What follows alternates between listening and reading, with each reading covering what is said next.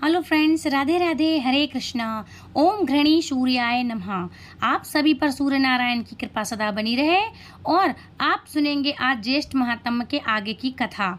तो फ्रेंड्स, आगे की कथा इस प्रकार है। तो समंतनु मुनि कहने लगते हैं कि राजन, भगवान सूर्य की भक्ति, पूजा और उनके लिए दान करना तथा हवन करना सभी के वश की बात तो नहीं है, और उनकी भक्ति और ज्ञान का उसका अभ्यास करना भी अत्यंत दुर्लभ है। फिर भी उनके पूजन स्मरण से इसे प्राप्त किया जा सकता है। सूर्य मंदिर में सूर्य की परिक्रमा करने से यह सदा प्रसन्न रहते हैं। सूर्य चक्र बनाकर पूजन और सूर्य नारायण का स्तोत्र पाठ करने वाला व्यक्ति इच्छित फल और पुण्य तथा विषयों का परित्याग कर भगवान सूर्य में अपने मन को लगा देने वाला मनुष्य निर्भीक होकर उनकी निश्चल भक्ति प्राप्त कर लेता है। राजा शतानिक ने पूछा, हे द्वेष श्रेष्ठ, मुझे भगवान सूर्य के पूजन विधि सुनने की बड़ी ही अभिलाषा है। मैं आपके ही मुख से सुनना चाहता हूँ। कृपा करके कहिए कि सूर्य की प्रतिमा स्थापित करने से कौन सा पुण्य और फल प्राप्त होता है, तथा सम्राट करने और गंध आदि के लेपन से किस पुण्य की प्राप्ति होती है। आरती, नित्य मंगल गीत आदि कृत्यों के करने से कौन सा पुण्य प्राप्त होता है। अर्घदान, जल और पंचामृत आदि से स्नान, कुश, रक्त, पुष्प, स्वर्ण, रत्न, गंध, चंदन, कपूर आदि के द्वारा पूजन, गंध आदि लेपन, पुराण श्रवण और वाचन, अव्यंग दान और व्यम रूप में भगवान सूर्य तथा अरुण की पूजा करने से जो फल प्राप्त होता है वह भी बतलाने की कृपा करें। समंतनु मुनि इस प्रकार कहने लगे, राजन, पहले आप भगवान सूर्य के महानी तेज के विषय में सुनिए। कल्प के प्रारंभ में ब्रह्मा देवी कण अहंकार के वशीभूत हो गए। तम रूपी मोह ने उन्हें अपने वश में कर लिया। उसी समय उनके अहंकार को दूर करने के लिए एक महनीय तेज प्रकट हुआ, जिससे यह संपूर्ण विश्व व्याप्त हो गया। अंधकार नाशक तथा 100 योजन विस्तार युक्त वह तेज पुंज आकाश में भ्रमण कर रहा था। उसका प्रकाश पृथ्वी पर कमल की कणिका की भांति दिखाई दे रहा था। यह देख ब्रह्मदेव कण परस्पर इस प्रकार विचार करने लगे कि हम लोगों का तथा संसार का कल्याण करने के लिए ही यह तेज प्रादुर्भाव अर्थात प्रकट हुआ है। यह तेज कहाँ से प्रकट हुआ, इस विषय में कुछ न जान सके, और इस तेज ने सभी देवगणों को आश्चर्यचकित कर डाला था। तेजा दीप्ति उन्हें दिखाई भी नहीं पड़े। तब ब्रह्मदेव, आप कौन हैं, कहाँ हैं, यह तेज की कौन सी शक्ति है? हम सभी लोग आपका दर्शन करना चाहते हैं। आपकी प्रार्थना से प्रसन्न होकर भगवान सूर्य नारायण अपने विराट रूप में प्रकट हो गए। उस मेहनी तेज स्वरूप भगवान भास्कर की देवगण पृथक वंदना करने लगे। ब्रह्मा जी की स्तुति का भाव इस प्रकार है। ब्रह्मा जी ने इस प्रकार स्तुति की कि हे देवेश्वर, आप सहस्त्र किरणों से प्रकाशमान हैं। हे कोण बल्लभ, आप संस्कार के लिए दीपक हैं। आपको नमस्कार है। अंतरिक्ष में स्थित होकर संपूर्ण विश्व को प्रकाशित करने वाले भगवान भास्कर, आपको नमस्कार है। हे प्राणवल्लभ, हे भास्कर, हे सोमकाल, इंद्र, वसु, अग्नि, खग, लोकनाथ तथा एक चक्र वाले रथ से युक्त ऐसे नाम वाले, आपको मेरा नमस्कार है। आप अमित तेजस्वी और संसार के कल्याण तथा मंगल कारक हैं। आपका सुंदर रूप अंधकार को नष्ट करने वाला है। आप तेज की निधि हैं। आपको नमस्कार है। आप धर्म आदि चतुर्वर्ण स्वरूप हैं तथा अमित तेजस्वी हैं। क्रोध लोभ से रहित हैं। संसार की स्थिति में कारक हैं। आप शुभ और मंगल स्वरूप है तथा शुभ और मंगल के प्रदाता है और अमंगल को हराने वाले हैं। आप परम शांति स्वरूप हैं तथा ब्राह्मण और ब्रह्म रूप हैं। ऐसे हे परब्रह्म परमात्मा, जगते जगत पते आप मेरे ऊपर प्रसन्न होइए, आपको नमस्कार है। ब्रह्मा जी के बाद शिव जी ने महातेजस्वी सूर्य नारायण को प्रणाम करके उनकी स्तुति इस प्रकार की कि विश्व की स्थिति के कारण स्वरूप भगवान सूर्यदेव आपकी जय हो। अजय अंश दिवाकर महाबाहु भूधर गोचर भाव घग जगतपति भानु काल अनंत संवत्सर तथा शुभानंद आपकी जय हो। कश्यप के आनंद वर्धन अदिति पुत्र सप्ता शव स्पतेज अंधकार को दूर करने वाले आपकी जय हो। वेदांग रूप ग्रह रूप सत्य रूप स्वरूप क्रोधा के विनाशक कल्याण पक्ष रूप तथा याति रूप आपकी जय हो। हे प्रभु, आप विश्वरूप विश्वकर्मा ओमकार बसत का स्वाहा तथा स्वधा रूप हैं और आप ही अश्वमेध रूप अग्नि और अरमा रूप हैं। संसार रूपी सागर से मोक्ष दिलाने वाले हैं। जगतपते, मैं संसार सागर में डूब रहा हूँ, मुझे अपने हाथ का अवलंबन कीजिए, आपकी जय हो। भगवान शिव के बाद भगवान विष्णु ने सूर्य नारायण को श्रद्धा और भक्ति पूर्वक प्रणाम कर उनकी स्तुति इस प्रकार की। भूत भावन देव देवेश्वर आप दिवाकर रवि भानु मार्तंड भास्कर भग इंद्र विष्णु हरिहंस अर्क इन रूपों में प्रसिद्ध हैं, आपको नमस्कार है। हे लोक गुरु विभु त्रिनेत्र धारी त्रिमूर्ति गति, आप 6 मुख 24 पाद तथा 12 हाथ वाले हैं। समस्त लोकों तथा प्राणियों के अधिपति हैं। देवताओं तथा वर्णों के भी आप ही अधिपति हैं, आपको नमस्कार है। हे जगत स्वामी, आप ही परब्रह्म रुद्र प्रजापति सोम आदित्य ओमकार बृहस्पति बुध शुक्र अग्नि भग वरुण हैं। आपसे ही यह संपूर्ण चराचर जगत व्याप्त है। देवता असुर तथा मनुष्य आदि सभी आपसे ही उत्पन्न हुए हैं। हे अनंत कल्प के आरंभ में संसार की उत्पत्ति पालन और संहार करने के लिए ब्रह्मा विष्णु और शिव उत्पन्न हुए हैं, आपको नमस्कार है। ब्रह्म देवताओं की स्तुति से भगवान सूर्य नारायण बहुत ही प्रसन्न हुए।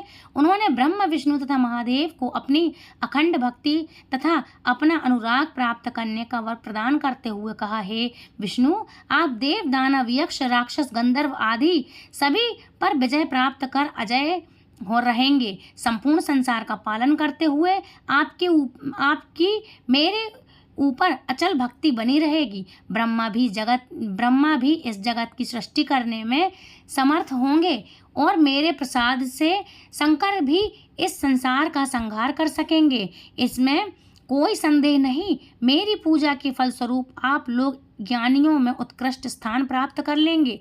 तब भगवान महादेव ने जो कुछ भी कहा उसका वृतांत आप सभी अगले अध्याय में सुनिएगा। अब सुनिए भगवान कृष्ण की एक बहुत ही प्यारी और बहुत ही अनोखी कहानी। कहते हैं कि मानो तो भगवान है और ना मानो तो पत्थर है। आज की वीडियो में मैं आपको सुनाऊंगी कि जिनकी वजह से भगवान को स्वयं मूर्ति में साक्षात भगवान का रूप लेकर आना पड़ा, उन्होंने अपने भक्त की पुकार किस तरह से सुनी, आखिर कैसे भगवान ने अपने एक भक्त को झूठ बोलने के बाद भी बचा लिया। अगर आप भी सुनना चाहते हैं तो यह कहानी को जल्दी से कमेंट बॉक्स में कमेंट करके ज़रूर से बोलिएगा और कमेंट बॉक्स में हरे कृष्णा ज़रूर लिखिएगा, यस लिखिएगा, ठीक है। तो भगवान कृष्ण की जय हो। तो चलिए सुनते हैं। तो एक बार एक राजा ने अपने राज्य में भगवान श्री कृष्ण का एक विशाल भव्य मंदिर बनवाया था और उसमें पूजा करने के लिए एक पुजारी को भी नियुक्त कर रखा था। अब पुजारी जो थे वह पहले से ही बड़े ही कृष्ण भक्त थे। अब तो पुजारी जी बड़े मन से चारों पहर अपने कान्हा जी की सेवा किया करते थे और बड़े अच्छे विचार से कान्हा जी की प्रेम भाव से उनकी सेवा करते, उन्हें भोग लगाते, उनका श्रृंगार करते। इस प्रकार कान्हा जी की पूजा पाठ और उनकी सेवा करते हुए पुजारी की उम्र बीतने लगी। वृद्धावस्था को गए पुजारी जी। राजा जिसने वह मंदिर का निर्माण करवाया था वह हर दिन नियम से कान्हा जी के दर्शन करने के लिए आता, लेकिन मंदिर में पहुंचने से पहले वह अपने एक नौकर के हाथ अपने एक नौकर के साथ एक फूल की माला भेज दिया करता था, जिसे वह पुजारी पहले भगवान को पहनाते और फिर वह जब राजा दर्शन करने के लिए आते तो आशीर्वाद स्वरूप वही माला भगवान की गले में उतार करके राजा को पहना दिया करते थे। इस प्रकार राजा के और पुजारी जी के दिन बीत रहे थे।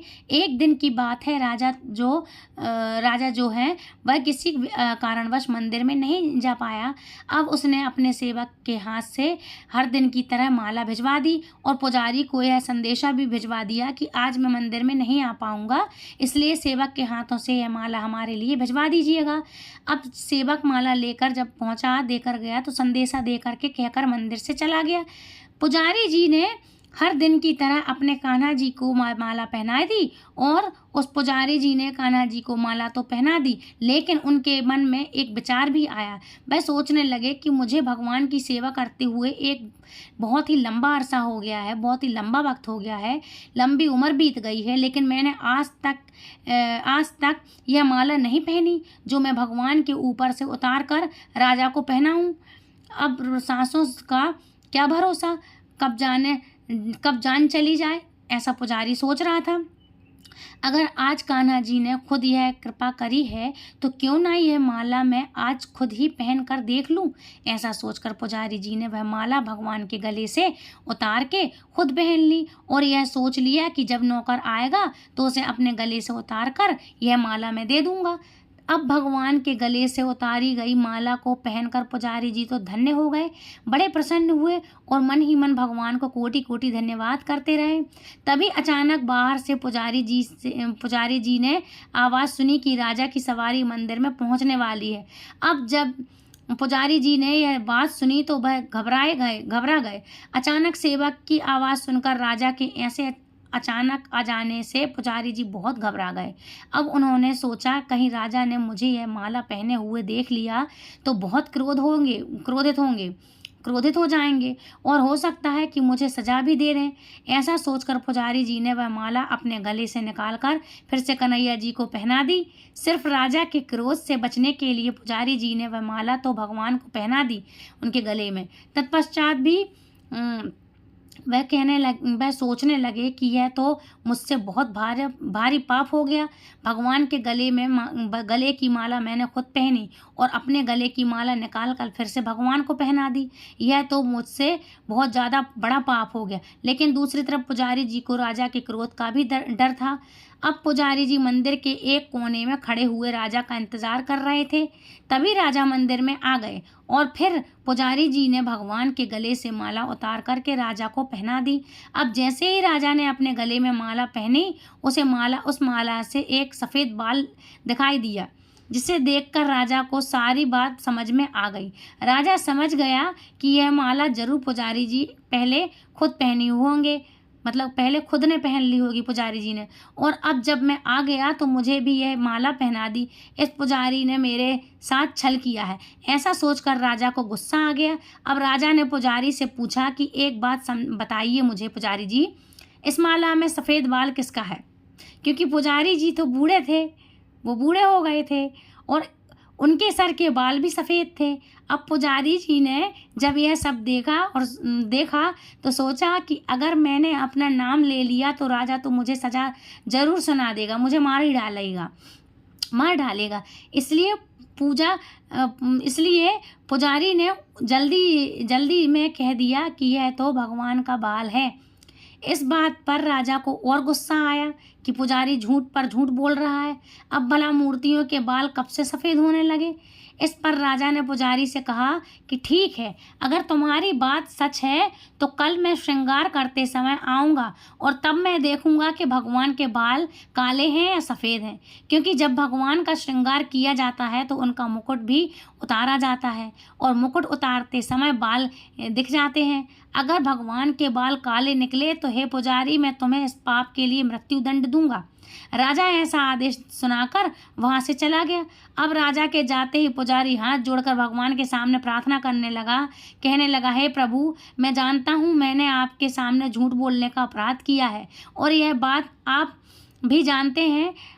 अपने गले की डाली हुई माला मैंने फिर से आपको पहना दी, और क्योंकि मैं आपकी सेवा करते करते बूढ़ा हो गया था, एक बहुत बड़ी अभिलाषा मेरे मन में थी कि काश कभी ऐसा हो सकता है कि मैं भी आपकी चढ़ाई हुई माला खुद पहन सकता।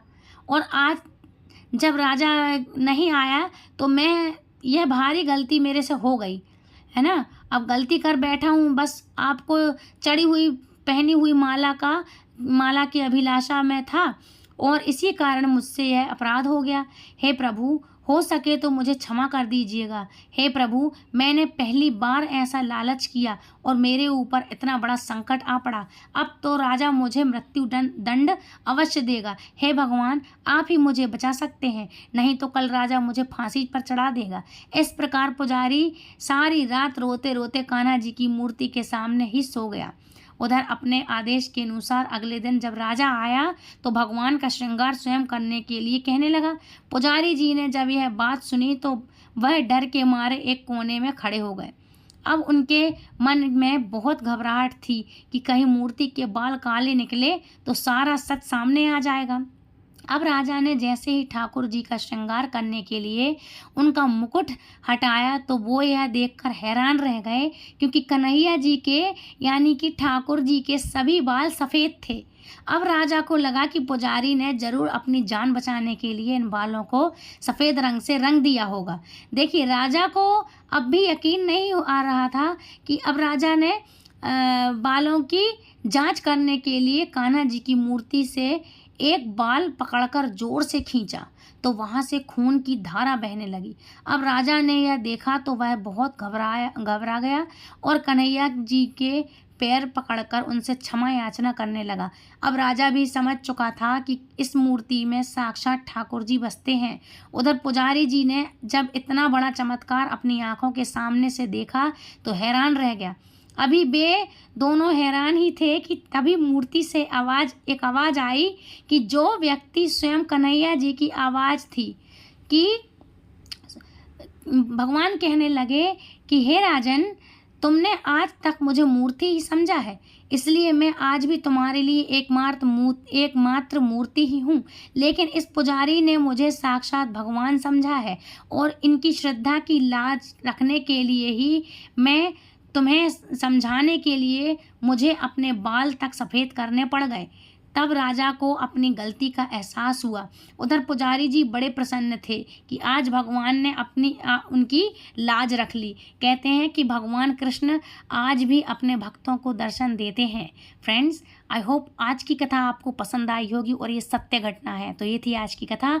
हरे कृष्णा, राधे राधे। आज के अध्याय में बस इतना ही। इसके आगे की कथा का वृतांत नेक्स्ट वीडियो में सुनाऊंगी किसी और सत्य घटना के साथ। तो फ्रेंड्स, राधे राधे, हरे कृष्णा।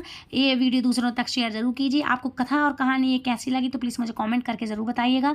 यदि पसंद आई है तो मुझे यस ज़रूर लिखिएगा और कमेंट बॉक्स में राधे कृष्ण की हाजिरी ज़रूर लगाइएगा।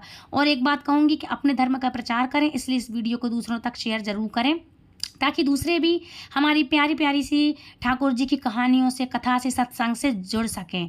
तो मिलती हूँ ऐसी इंटरेस्टिंग किसी और नई जानकारी के साथ। तब तक के लिए राधे राधे, हरे कृष्णा, हरि बोल।